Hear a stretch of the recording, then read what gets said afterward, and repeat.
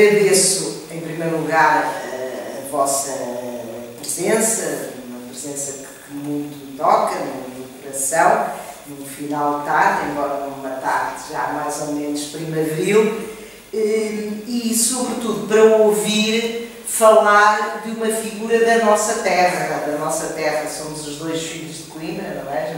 Nascidos, criados, como se dizia no nosso tempo, nascidos, criados, ali estudados. Portanto, gostamos muito da nossa terra e por isso, ano passado, Coimbra comemorou com grande envergadura os 950 anos da tomada de Coimbra aos mouros por Dom Segenano, esse grande homem estratega, temos aqui um militar, um estratega que foi guerreiro, enfim, foi militar também e tornou-se, com a conquista de Coimbra em 1064, tornou-se de facto o nosso primeiro governador.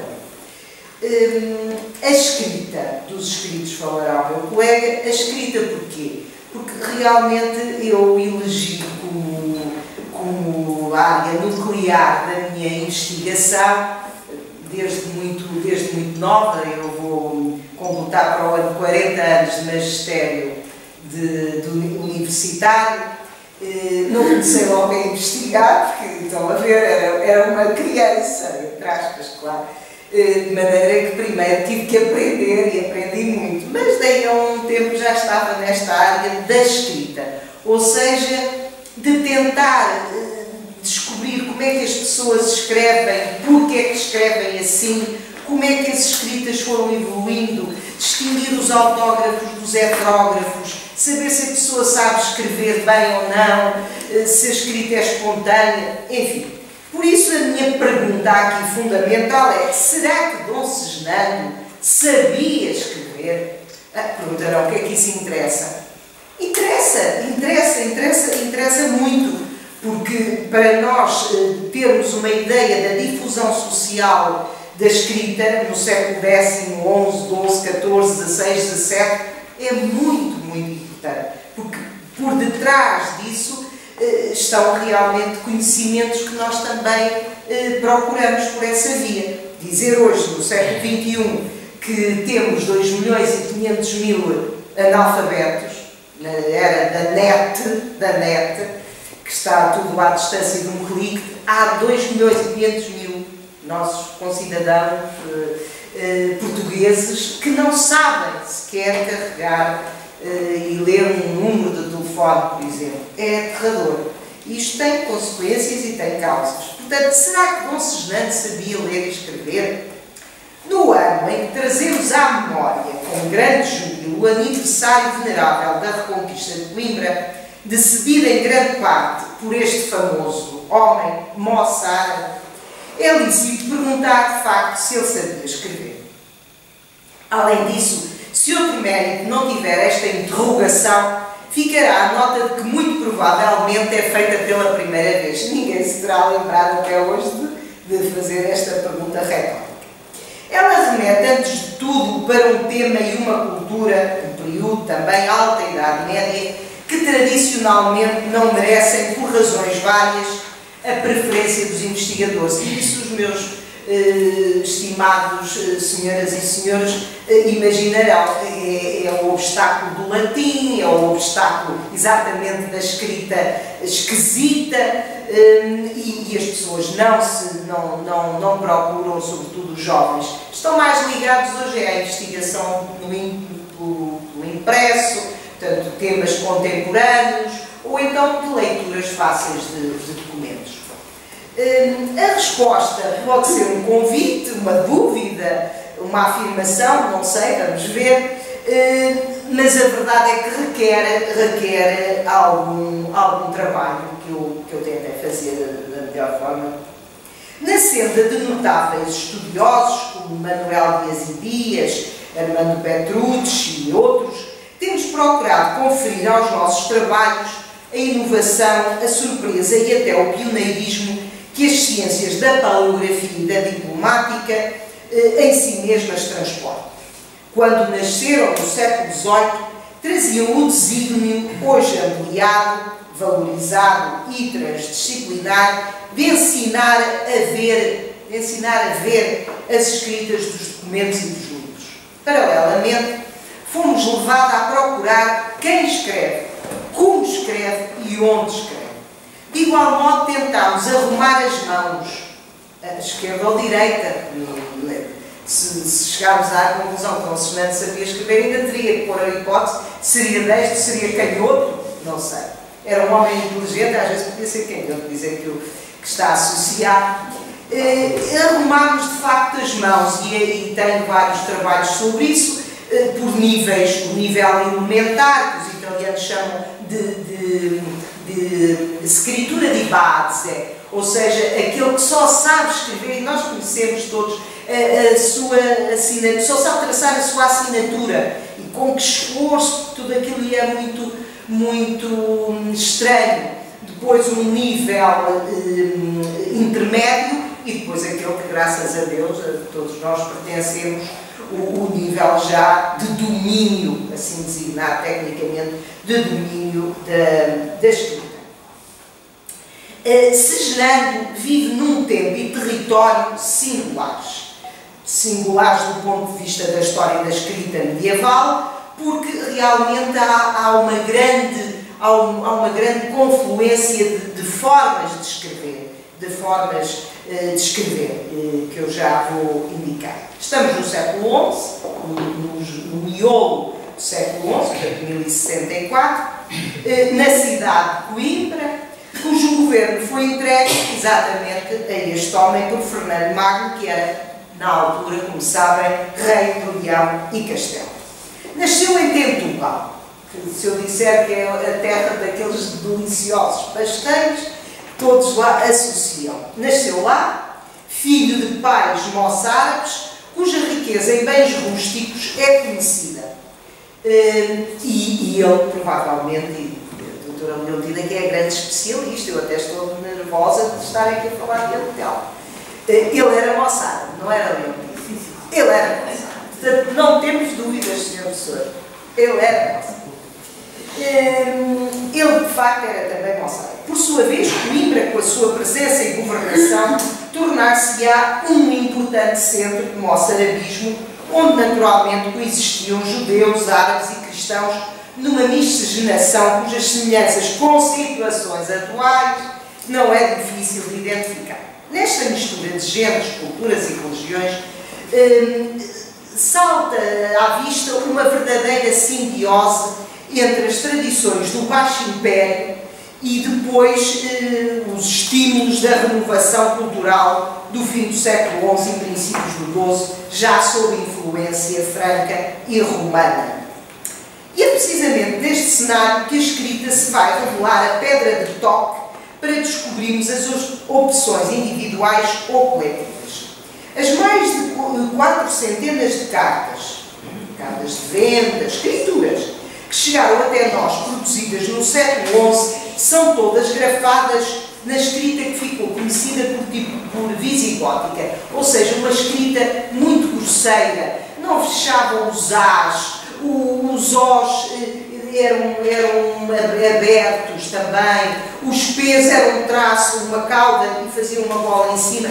Isto depois misturou letras de origem grega, como o tau, o epsilon, enfim, tinham caudas, se me permite, Sr.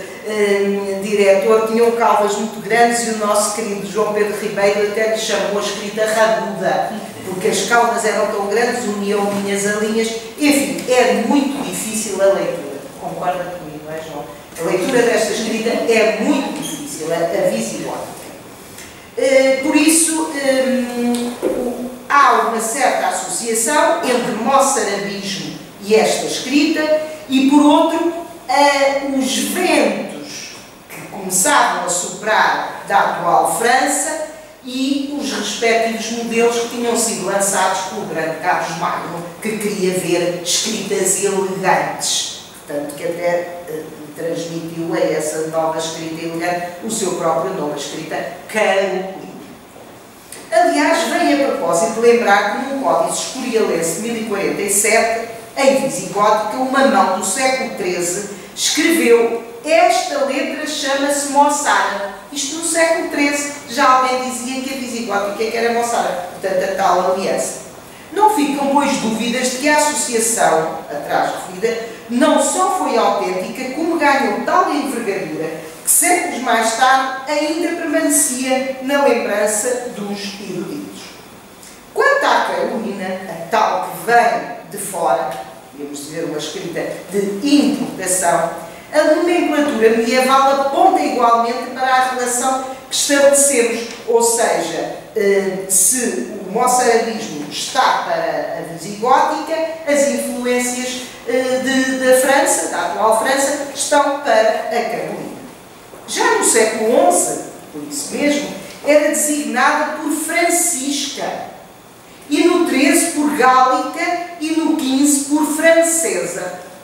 Nomes que apontam para as bem conhecidas origens desta letra, cuja proveniência geográfica tradicionalmente aceita parece ter sido, de facto, a França. Quando os árabes entram na península, todos sabemos, quando eles entraram, encontram um modelo de esmero cursivo, produto da mistura da nova escrita romana comum, a tal do Baixo Império, com elementos trazidos, entretanto, pelos visigodos, a tal visigótica. Pode dizer-se hoje que os muçulmanos não conseguiram ou não quiseram eliminá-la, justamente pela ação que, desde logo, os moçárabes, ou melhor, os que de entre eles sabiam escrever, vão realizar. Com efeito, como é sabido, as populações moçárabes, com destaque para as de Toledo e da Andaluzia, a partir da segunda metade do século XI, refugiaram-se no norte cristão da península. Aí, principalmente, por intervenção do clero, nasceram comunidades monásticas responsáveis pela defesa e manutenção do latim, da liturgia de tradição hispano-goda e, naturalmente, da escrita moçárabe. Moçárabe, que era assim mesmo dos documentos, por sua vez, além de Irineus, fruto em parte da política de Carlos Magno, surgia a letra carolina como desejável elemento de unidade cultural do vasto império. Procurava-se pôr fim às chamadas escritas nacionais dos antigos reinos bárbaros, como a lombarda, a anglo-saxónica e outras, caracterizadas por alguma falta de harmonia e bom gosto, e substituindo-as agora por um padrão gráfico, ou melhor, caligráfico, de formas ordenadas, proporcionadas e, sobretudo, elegantes. Porém, dado que a Península Hispânica, como sabem, nunca viria a fazer parte do Império, só séculos mais tarde, com variações de reino para reino, verá implantada quer a escrita carolina, quer a liturgia galo-romana. Na verdade, e falando do território português, passarão mais de 2 séculos e meio até podermos falar da introdução dos primeiros indícios da tal escrita de importação. Este movimento acontece no sentido da reconquista, da migração do norte para sul. Deste modo, diga-se que é de pendurada que se possui a mais antiga prova do conhecimento da grafia nova, 1054. Seguem-se os mosteiros de São Simão da Junqueira, Pedroso e Aroca, onde a visigótica de transição para a Carolina chega em 1082. Entretanto, em Coimbra, desde 1080, já estava Dom Sejanino como governador e Coimbra liberta dos mouros, governava a diocese Dom Paterno, ex-bispo de Tortosa, ele também moçárabe, da inteira confiança, já se vê, de Dom Sejanino. Prelado culto, possuidor de uma biblioteca significativa para a época, mostra-se praticante de uma visigótica pura. Lá está, moçarabismo, moçárabe, visigótica pura. Moderadamente semicursiva. No entanto, é no 3º ano do seu episcopado que encontramos a mais antiga carta já com elementos da escrita nova, que não tinha nada a ver com o moçarabismo, a Carolina. Datada de 1083, foi escrita pelo diácono homónimo de Dom Sejanino, tal Sejanino, e marca sem dúvida o início do caminho ascendente para a erradicação definitiva do moçarabismo na escrita e, por sua vez, a implantação dos modelos franceses. Todavia, a mudança de forma de escrever é uma autorrepresentação cultural, ideológica, embora naqueles tempos muito lenta. Na sede de Coimbra houve, no entanto, fatores que puderam ter acelerado o processo. Referimos-nos ao papel dos bispos sucessores de Dom Paterno, que morre em 1087. Era a intenção de Cisnando manter um prelado moçárabe à frente dos destinos da canónica, desta vez Martinho Simões, prior do Cabido. Todavia, a desconfiança que uma escolha desta natureza causava relativamente ao compromisso da implantação da reforma gregoriana, desejada, portanto, por Afonso VI e o arcebispo de Toledo, anulou os propósitos cisnantinos, não tendo conseguido o nosso cônsul, mais do que até à sua morte, em 1091, manter a sé vacante e adiar desta forma a nomeação do outro bispo. Estamos a ver que é ontem como hoje, as guerras e os jogos. Portanto, o Martinho Simões, como era moçárabe, já lá tinha estado, não podia entrar. Era preciso a liturgia franco-romana, era preciso adotarmos o canal da Carolina. De todo modo, vamos ver então que vai entrar na nossa sede um homem da Aroca, Crescónio, que não era moçárabe. Não era moçárabe. Os tempos já não eram de moçarabismo. Não era moçárabe. Ele, no entanto, fez muito, enfim, pela nossa cidade, mas também fez muito para extinguir as correntes de moçarabismo. O século XI estava perto do fim e do campo gráfico a resistência a escrever em Carolina parece manter-se. Nenhum documento nessa grafia foi encontrado até hoje, no século XI. Caberá ao sucessor de Crescónio mostrar como se escrevia em Carolina, porque Crescónio, apesar de não ser moçárabe, continuou a usar a visigoda. E então, quem vai realmente pôr um ponto final como no mundo dos prelados da Sé é naturalmente, até pelo nome já perceberão, Maurice Bourdin. Maurice Bourdin, que era um monge de São Marcial de Limoges e que realmente vai apresentar em 1099 a sua assinatura autógrafa em Carolina. O seu autorretrato é, de facto, revelador do bom domínio gráfico que possuía na tal escrita elegante, que não tinha já nada a ver com a moçada. Apesar disso, o mais antigo documento integralmente escrito em Carolina é de 1109. Governava já Dom Gonçalo Paes, português de família nobre. Ficou para a história como responsável pelo triunfo da reforma gregoriana, traduzido, entre outras ações, na cópia de um sacramentário e de um evangeliário, por certo, na letra por excelência do novo rito, a Carolina. São provas, ainda que indiretas, da existência de um scriptório catedralício, cuja atividade prossegue com o sucessor de Dom Gonçalo, que manda fazer também vários livros litúrgicos. Trata-se de Dom Bernardo, francês, vejam a influência cada vez maior, trazido para Portugal por Geraldo, monge da abadia cominiacense de Moissac, prelado a Sé de Braga, entre 1099 e 1108, e inspirador, como todos sabem, da biografia hagiográfica que lhe dedica Vita Beati Geraldo. Por tudo isto, diga-se que era uma figura eclesiástica que garantia a consolidação do uso do rito romano introduzido, como dissemos, por Gonçalo Paes. Assim aconteceu. No campo gráfico, a sede de Coimbra tinha mais uma vez um bispo de Além-Pirineus que dava o exemplo da renovação com o uso pessoal da letra francesa ou carolina. Por sua influência ou não, o certo é que o seu episcopado vai marcar na chancelaria catedralícia a eliminação definitiva da moçada, com a última carta a ser escrita em 1137.